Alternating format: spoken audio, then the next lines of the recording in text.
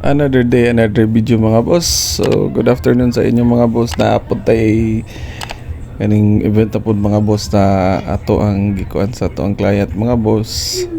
Then dito ni siya na held sa may Suarez, Barangay Suarez, Ligan City.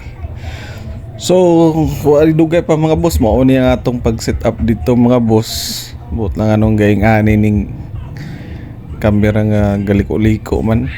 Dili kitang video ka ni mga boss So nga na siya free nga cake mga boss.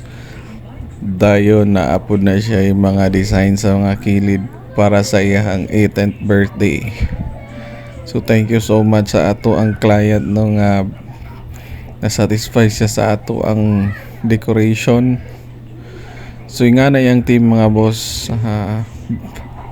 red, black, something nga celebration sa iyahang gitawag nga tong pagkadisuso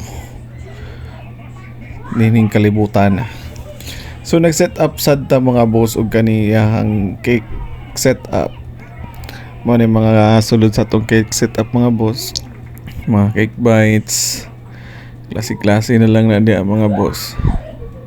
So katong mga gusto ko kaning hassle-free nga celebration sa ilahang mga event parties, pwede ta makontak diri sa ato ang Facebook page, kung dili sa ato ang Golden Frosting Facebook page o kaning Golden Smile sa atong photobooth o usa pa mga boss na apot tay gitawag nato og kaning mobile bar.